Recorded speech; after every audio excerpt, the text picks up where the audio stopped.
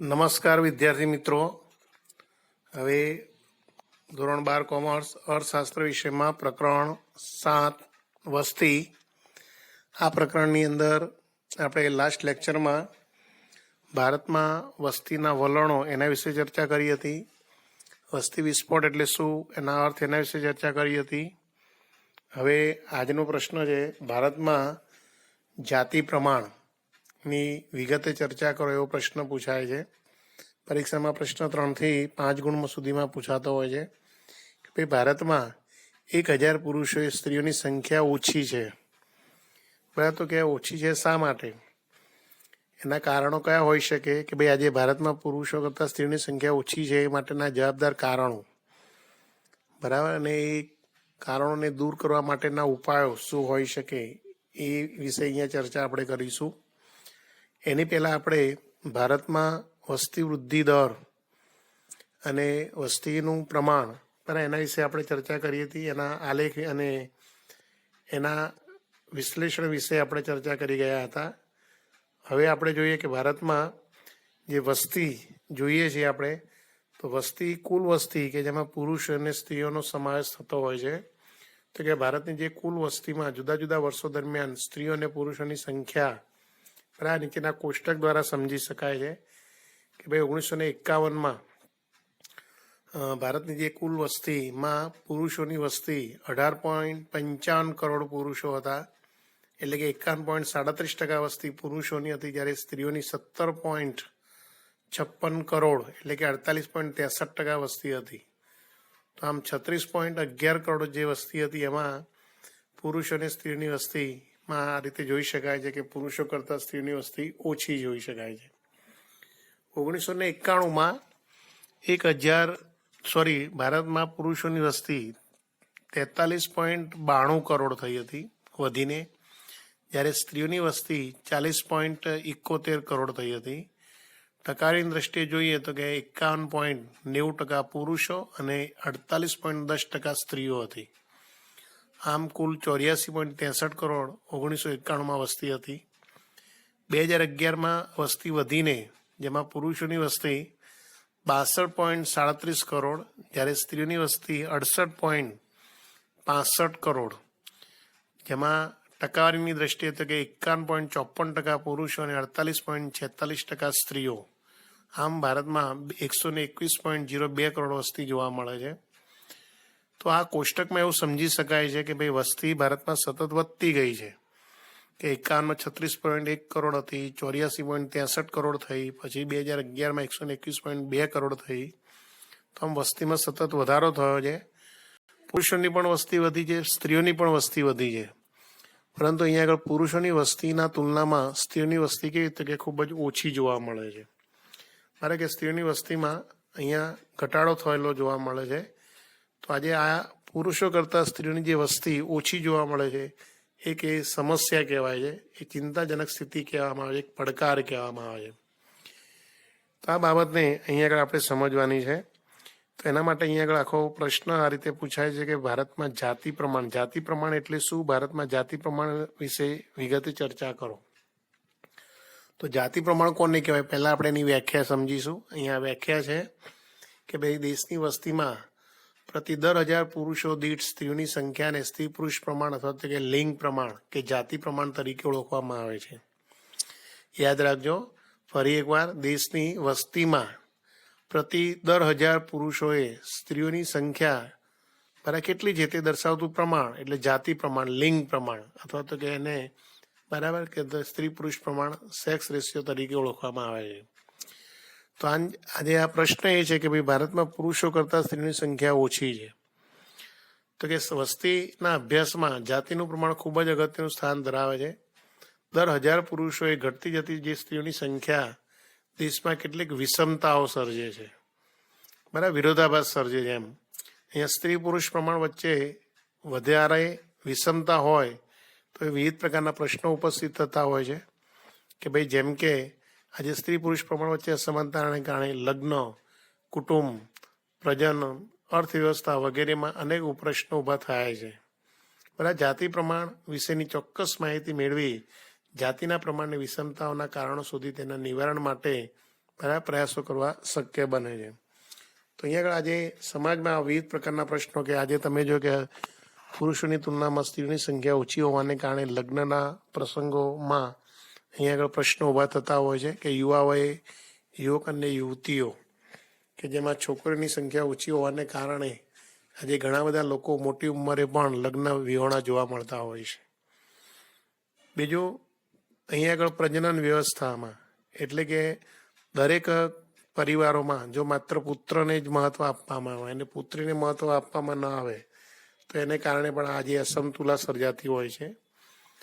બરાબર એની અસર આપણી અર્થવ્યવસ્થા પર થતી હોય છે કે જો દીકરાને જ મહત્વ આપવામાં આવે અને દીકરીઓ પ્રત્યે અણગમો વ્યક્ત કરવામાં આવે તો આજે સમગ્ર જે સમાજ છે એ માત્ર પુરુષ પ્રધાન સમાજ બનીને રહી જશે એવી એક ચિંતા સતાવે છે. અને એટલા માટે જ અહીંયા આગળ જાતિ પ્રમાણનો અભ્યાસ કરવો એક મહત્વનો બની જાય છે. આપણા ભારતમાં કેટલીક વિકસિત દેશોમાં ભારત તેમજ દુનિયાના કેટલાક વિકસિત દેશોમાં સ્ત્રી પુરુષનું જાતીય ગુણોત્તર દરનું પ્રમાણ 1000થી વધુ હોય છે.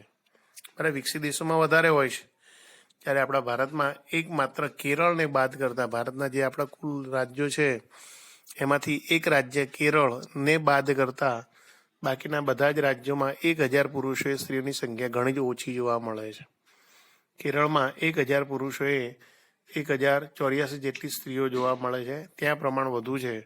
બાકી ભારતના બધા જ રાજ્યોમાં 1000 પુરુષોની તુલનામાં સ્ત્રીઓની સંખ્યા 1000થી ઓછી જોવા મળે છે. તો આજે સમાજમાં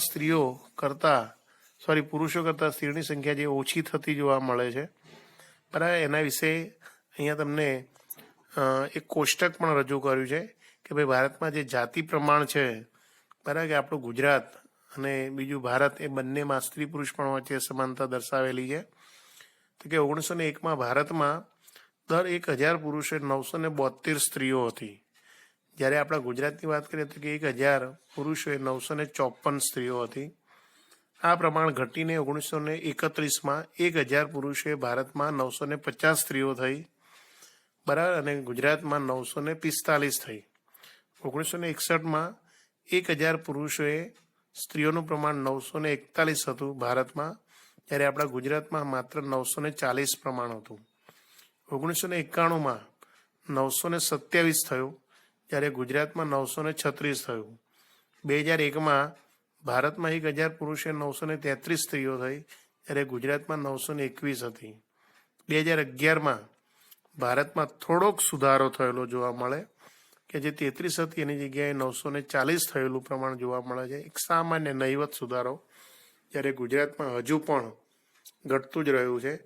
તો આમ કહી શકાય આ 100 વર્ષના અભ્યાસ પરથી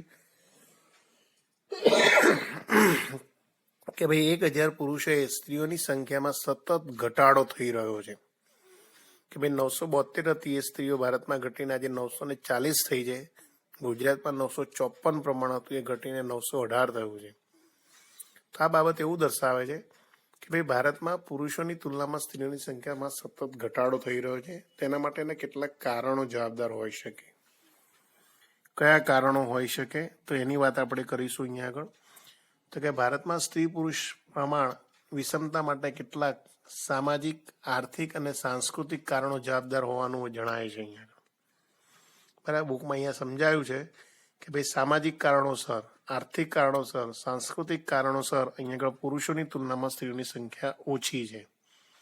અહીંયા વિગતે ન સમજાવતા ટૂંકમાં એટલું કહી શકાય કે ભાઈ આપણો ભારતીય સમાજ એ પુરુષ પ્રધાન સમાજ છે અને આ પુરુષ પ્રધાન સમાજમાં પ્રાચીન સમયથી જ અહીંયા આગળ સ્ત્રીઓનું સ્થાન કેવું નીચું રહ્યું છે અને પુરુષોનું સ્થાન ઊંચું રહ્યું છે. સમાજમાં પુત્રને વધુ મહત્વ આપવામાં આવે છે. એને કારણે કે આ પુરુષ પ્રધાન સમાજ તરીકે ઓળખાય છે આપણો ભારતમાં અને તેથી સ્ત્રીઓનું સ્થાન નીચું રહ્યું છે. બીજું કે સમાજમાં દીકરીઓને અહીંયા આગળ પોષણયુક્ત આહાર, સ્વાસ્થ્ય, શિક્ષણ, સંભાળ વગેરેમાં પૂરતું ધ્યાન આપવામાં આવતું ન હોવાને કારણે પણ સમાજમાં પુરુષોની તુલનામાં સ્ત્રીઓની સંખ્યા ઓછી રહેલી જોવા મળે છે. આપણે જોઈએ છીએ કે આજે પુરુષ પ્રધાન સમાજમાં દીકરા કરતાં દીકરીને પોષણયુક્ત આહારથી વંચિત રાખવામાં આવે છે. દીકરા માટે માતા પિતા એને કંઈ પણ કરી શકવા માટે તૈયાર હોય છે, સક્ષમ હોય છે, પણ વર્તમાન સમયમાં આજે દીકરીઓને પણ એટલું મહત્વ આપવામાં આવતું નથી, બરાબર. પોષણયુક્ત આહારની બાબતમાં, એ જ રીતે સ્વાસ્થ્યની બાબતમાં એની સંભાળ પૂરતી લેવામાં આવતી નથી, બરાબર. કે દીકરાને કંઈ પણ થાય, શારીરિક તકલીફ, તેને માટે માતા પિતા બરાબર કે ઘર બહાર વેચીને પણ એને બચાવવાનો પ્રયત્ન કરતા હોય છે, જ્યારે દીકરીને એ લોકો પારકી થાપણ ગણતા હોય છે, અને એટલા માટે ઘણી વખત દીકરીઓને સારવારથી વંચિત રહેતી હોય છે. બીજું કે શિક્ષણની બાબતમાં પણ, તો કે દીકરાને જ્યાં સુધી ભણવું હોય ત્યાં સુધી ભણાવતા હોય છે અને પૂરી લાયકાત એવું શિક્ષણ અપાવતા હોય છે, જ્યારે ઘણી બધી દીકરીઓને આજે ઘણા બધા એવા સમાજોમાં આજે પણ બરાબર કે એનું પ્રાઇમરીનું શિક્ષણ, જે પ્રાથમિક શિક્ષણ કહેવાય છે, એટલું પણ પૂરું આપવામાં આવતું નથી. અર્ધ વચ્ચેથી ઉઠાડી લેવામાં આવે છે, બરાબર. કે ઘણા સમાજોમાં છોકરીઓને 12મા ધોરણ સુધી કે પછી આગળ કોલેજનો અભ્યાસ કરવામાં આવતો નથી, આમ શિક્ષણથી વંચિત રાખવામાં આવે છે. એને કારણે સ્ત્રીઓ પોતાના જે અધિકારો કહેવાય છે પ્રાપ્ત કરી શકતી નથી. ઓછું ભણી ગયેલી સ્ત્રીઓ સમાજમાં પોતાનો અવાજ ઉઠાવી શકતી નથી, પરિણામે અત્યાચારનો ભોગ બનતી હોય છે, બરાબર. તો આ રીતે સ્ત્રીઓ વચ્ચે જે આવા ભેદભાવ રાખવામાં આવે છે, દીકરા અને દીકરી વચ્ચે જે આવા ભેદભાવ રાખવામાં આવે છે, એને કારણે સમાજમાં સ્ત્રીઓનું સ્થાન નીચું રહેલું જોવા મળે છે. બીજું કે પ્રાચીન સમયથી આપણા ભારતીય સમાજમાં એક દહેજ પ્રથા નામનું દૂષણ ચાલ્યું આવે છે, કે ભાઈ દહેજ પ્રથાને કારણે પણ દીકરીઓ પ્રત્યે દુર્લક્ષ સેવામાં આવે છે. પ્રાચીન સમયથી આજે ઘણા એવા સમાજોમાં કે ભાઈ લગ્ન સમયે દીકરી પક્ષવાળાએ બરાબર કે ભાઈ વર પક્ષને ઘણું બધું દહેજ આપવું પડતું હોય છે, કરિયાવર આપવો પડતો હોય છે. તો જે ગરીબ મા બાપ હોય એમને ત્યાં 2-3 દીકરીઓ હોય કે 3-4 દીકરીઓ હોય, તો આવા મા બાપ વધુ ગરીબીમાં ધકેલાઈ જતા હોય છે. તેથી આવા મા બાપ વધુ દીકરીઓને ઈચ્છતા હોતા નથી. એને કારણે પણ સમાજમાં સ્ત્રીઓની સંખ્યા ઓછી જોવા મળતી હોય છે. બીજું અહીંયા એ પણ જવાબદાર છે કે ભાઈ નાની વયે કન્યાઓના લગ્ન થતા હોય છે, કે કન્યાઓની નાની વયે લગ્ન થતા હોય છે, બરાબર. હવે નાની ઉંમર એટલે કે ભાઈ 14-15 વર્ષની ઉંમરે લગ્ન થતા હોય, તો અહીંયા આગળ સ્ત્રીઓનું શરીર એ સમયે બરાબર કે ભાઈ પ્રસૂતિ માટે સક્ષમ પણ ન હોય, બરાબર, અને છતાં પણ પ્રસૂતિની ભોગ બનતી હોય છે. બીજું કે નાની ઉંમરે લગ્ન થતા હોવાને કારણે, અણસમજને કારણે ઘણી બધી પ્રસૂતિઓ થતી હોય છે, અને પ્રસૂતિના ભોગને કારણે પણ બરાબર કે એ મૃત્યુ પામતી હોય છે, અને એને કારણે પણ સમાજમાં સ્ત્રીઓની સંખ્યા ઓછી જોવા મળતી હોય છે. એના સ્વાસ્થ્ય પર વિપરીત અસર પડતી હોય છે. તો આમ કન્યાઓના જે આ રીતે બાળ મરણ થતા હોય છે, પુખ્ત વયની સ્ત્રીઓને આ રીતે મરણદર પણ ઊંચો રહેતો હોય છે. આવા વિવિધ કારણોને લીધે સમાજમાં પુરુષોની તુલનામાં સ્ત્રીની સંખ્યા ઓછી જોવા મળે છે. આપણે ભારતમાં ભૂતકાળમાં કે ભાઈ આવી દહેજ પ્રથાને કારણે અહીંયા આગળ બાળકીને દૂધ પીતી કરવાનો રિવાજ હતો. એ દૂધ પીતી કરવાના રિવાજને કારણે પણ સમાજમાં દીકરીઓનું સ્થાન ઓછું રહેતું હતું. વર્તમાન સમયમાં આજે વૈજ્ઞાનિક યુગ છે, આધુનિક યુગ છે, તો આધુનિક યુગમાં પણ આજે બરાબર કે દીકરા કે દીકરીની તપાસ કરવામાં આવે પ્રસૂતિ સમયે, અને જો દીકરી હોય તો એને ગર્ભપાત કરવામાં આવતો હોય, તો એને કારણે પણ સમાજમાં આજે દીકરીઓનું પ્રમાણ ઓછું જોવા મળે છે. આવા અનેક પ્રકારના કારણોને લીધે ભારતીય સમાજમાં કુલ વસ્તીમાં પુરુષો કરતાં સ્ત્રીનું પ્રમાણ ઓછું રહેતું જોવા મળે છે. તો આ બધા જે કારણો જવાબદાર છે કે ભાઈ આજે ભારતમાં પુરુષ કરતાં સ્ત્રીનું પ્રમાણ ઓછું જોવા મળે, એના માટેના કયા કયા કારણો જવાબદાર છે. તો આ બધા કારણો આપણે કહી શકીએ છીએ કે ભાઈ સમાજમાં કે પુત્ર પ્રાપ્તિની ઘેલછાને કારણે આધુનિક યુગના જે તબીબી સાધનો કે જે હમણાં જ મેં કીધું એ પ્રમાણે કે ભાઈ દીકરા કે દીકરીની તપાસ કરવામાં આવે, જો દીકરી હોય તો એને ગર્ભમાં જ મારી નાખવામાં આવે, બરાબર, ભ્રૂણ હત્યા કરવામાં આવતી હોય છે. એને કારણે પણ સમાજમાં સ્ત્રીઓની સંખ્યા ઓછી છે. માંદગીના સમયમાં દીકરીઓને તબીબી સારવારથી વંચિત રાખવામાં આવે છે, એને કારણે. બીજું કે દીકરાની તુલનામાં દીકરીને પૂરતું પોષણ આપવામાં આવતું નથી, પૂરતો આહાર આપવામાં આવતો નથી, શિક્ષણથી વંચિત રાખવામાં આવે છે. અને ભારતના જે આ પુરુષ પ્રધાન સમાજમાં સ્ત્રીઓની હંમેશા ઉપેક્ષા કરવામાં આવતી હોય છે, એમનો દરજ્જો હંમેશા નીચો રાખવામાં આવે છે. આવા અનેક કારણોને લીધે ભારતમાં પુરુષોની તુલનામાં સ્ત્રીઓની સંખ્યા ઓછી જોવા મળે છે. બીજું અહીંયા એવું કહી શકાય છે કે ભાઈ સમાજમાં આજે 6 વર્ષથી નાની ઉંમરના છોકરાઓની સંખ્યાની સામે છોકરીઓની સંખ્યામાં પણ નોંધપાત્ર ઘટાડો થયો છે. 2001ની વસ્તી ગણતરી મુજબ ગુજરાતમાં પણ દર 1000 છોકરાઓએ છોકરીનું પ્રમાણ 878 હતું. ઘણું જ ઓછું કહેવાય. બરાબર, ફરી એકવાર યાદ રાખજો કે 2001ની વસ્તી ગણતરી પ્રમાણે ગુજરાતમાં 1000 છોકરાઓએ છોકરીઓનું પ્રમાણ 878 હતું, જ્યારે કેરળમાં પણ જો આ પ્રમાણ ઘટ્યું છે, 960 થયું છે, એટલે ત્યાં પણ આ પ્રમાણ ઘટ્યું છે. તો આ સમતુલા ભવિષ્યમાં આવનારા સામાજિક પરિમાણો અંગે ચિંતા ઉપજાવે તેવી છે. તો એક આ મહત્વની બાબત છે કે ભાઈ પુરુષની તુલનામાં સ્ત્રીઓ પ્રત્યે આ રીતે ભેદભાવ અને સ્ત્રીઓનું પ્રમાણ ઘટી રહ્યું એ સમાજ માટે બહુ ચિંતાજનક સ્થિતિ કહેવાય છે. સ્ત્રી પુરુષ પ્રમાણની જે અસમતુલા ઘટાડવા માટે સરકારે કાયદાકીય જોગવાઈઓ કરી છે, પરંતુ આ કાયદાઓનો અસરકારક અમલ ન થતા તે મોટે ભાગે કાગળ પર જ રહે છે. એટલે કાયદાઓનો બરાબર અમલ થતો નથી, અને એને કારણે પણ આજે સ્ત્રીઓ પર અત્યાચારનું પ્રમાણ વધુ જોવા મળતું હોય છે. પંજાબ, હરિયાણા અને ગુજરાત જેવા આર્થિક રીતે સમૃદ્ધ રાજ્યોમાં પણ સ્ત્રી પુરુષ પ્રમાણની અસમતુલા વિશેષ જોવા મળે છે. તો આમ સામાજિક સંબંધો, રૂઢિઓ, માન્યતાઓ તેમજ આર્થિક લાભ ગેરલાભની ગણતરીઓ સ્ત્રી પુરુષ પ્રમાણને શું કરે? અસર કરે છે. તો આ રીતે આજે પુરુષોની તુલનામાં સ્ત્રીઓની સંખ્યા જે ઓછી છે એના માટે નવા જવાબદાર કારણો ગણાવી શકાય છે. હવે જો સમાજમાં પુરુષો કરતાં સ્ત્રીઓની સંખ્યા ઓછી હોય તો એને કારણે કેટલીક મુશ્કેલીઓ સર્જાઈ શકે છે, એની વિષમતાઓ સર્જાઈ શકે છે. તો કયા પ્રકારની વિષમતાઓ?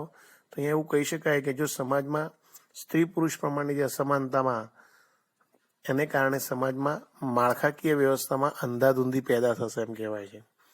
આજે આપણે સમાજ છે, એ સમાજ કોનો? તો કે સ્ત્રી અને પુરુષ રૂપી બે પૈડાથી સમાજ ચાલે છે એમ કહેવાય છે. જો અહીંયા આગળ માત્ર પુરુષોને જ મહત્વ આપવામાં આવે, સ્ત્રીઓ મહત્વમાં ના આપવામાં આવે તો સમાજ અહીંયા આગળ ચાલશે નહીં. બરાબર, આ મહત્વની એક બાબત છે કે ભાઈ જો માત્ર દરેક પરિવાર માત્ર પુત્રને જ મહત્વ આપે, દીકરીને મહત્વ ના આપે તો સમાજમાં એક અંધાધૂંધી સર્જાશે. સમાજ માત્ર પુરુષોનો જ બનીને રહી જશે, એવી એક સમસ્યા અહીંયા ચિંતાનું કારણ બને છે. બીજું કે સમાજમાં સ્ત્રીનું નીચું પ્રમાણ એ ભવિષ્યની લગ્ન વ્યવસ્થામાં અસ્થિરતા પેદા કરી શકે છે. આજે દરેક પરિવારમાં દીકરાને જ મહત્વ આપવામાં આવે તો આ દીકરો મોટો થઈ અને જ્યારે લગ્ન સમયે તો લગ્ન કરવા માટે આજે એક મહત્વની ચિંતા કે કોની સાથે એના લગ્ન થાય, કે સમાજમાં દીકરીનું પ્રમાણ આજે ઘણું જ ઓછું છે. બરાબર, તો લગ્ન વ્યવસ્થા સમયે પણ મુશ્કેલી ઊભી થઈ છે આજે.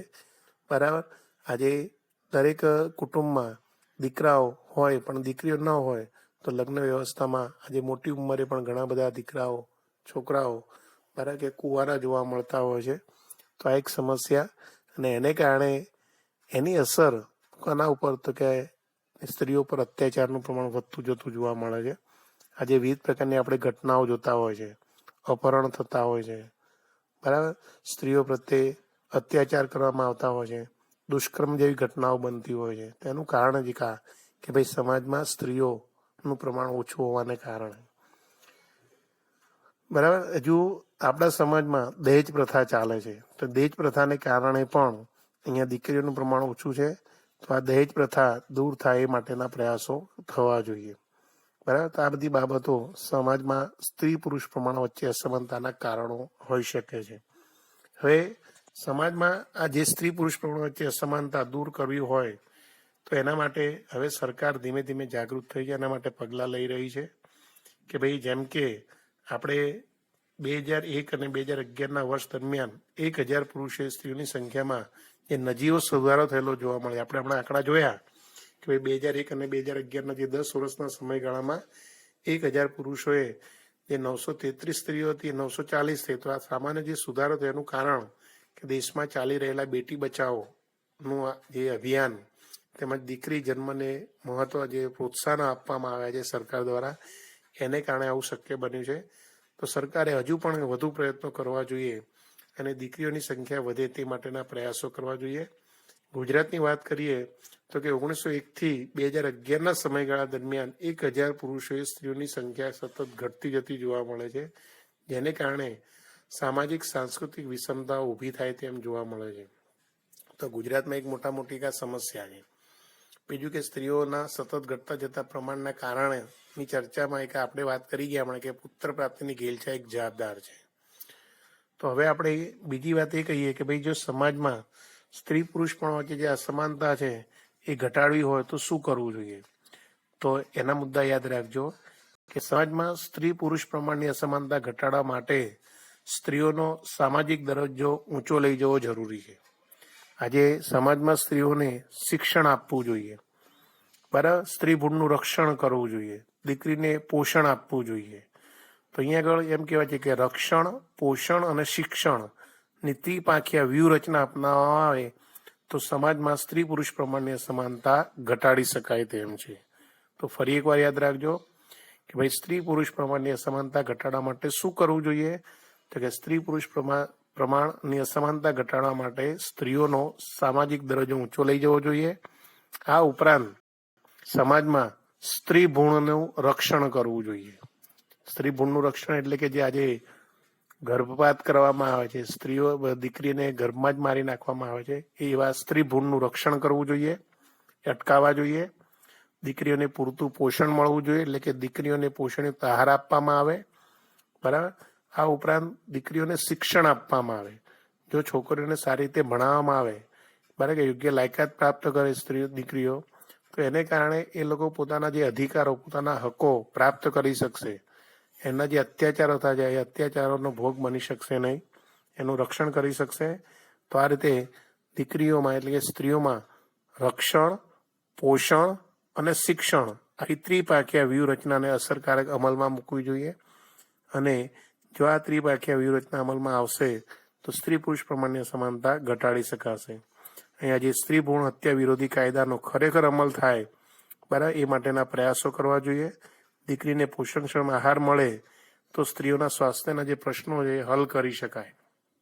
આજે ઘણી બધી સ્ત્રીઓ એનિમિયા જેવા રોગોથી પીડાતી હોય છે, તો એમને સારો સ્વાસ્થ્યવર્ધક ખોરાક, એનું સ્વાસ્થ્ય સારું તંદુરસ્ત રહે, બરાબર, એવી કેર લેવામાં આવે તો એને કારણે પણ સ્ત્રીઓનો જે મૃત્યુદર છે ઘટાડી શકાય, માતા મૃત્યુદર ઘટાડી શકાય, બરાબર. અને હમણાં કીધું એ પ્રમાણે સમાજમાં શિક્ષિત સ્ત્રી, બરાબર, તેને થતા જે અન્યાય સામે લડીને સમાન તક મેળવી શકે અને સામાજિક દરજ્જો ઊંચો પ્રાપ્ત કરી શકે તે માટે એને શિક્ષણ મળવું જરૂરી છે.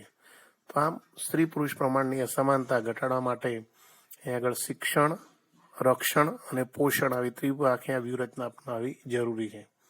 તો વિદ્યાર્થી મિત્રો, અહીં આગળ આપણે આ પ્રશ્ન પૂર્ણ કરીએ છીએ, જેમાં આપણે ચર્ચા કરી કે ભારતમાં જાતિ પ્રમાણ એટલે શું, જાતિ પ્રમાણ અસમાનતા એટલે કે સ્ત્રી પુરુષ અસમાનતા કયા કારણોસર જોવા મળે છે, સ્ત્રી પુરુષ પ્રમાણ અસમાનતા કારણે કયા પ્રકારની સમસ્યાઓ સર્જાઈ શકે એની વાત કરીએ આપણે.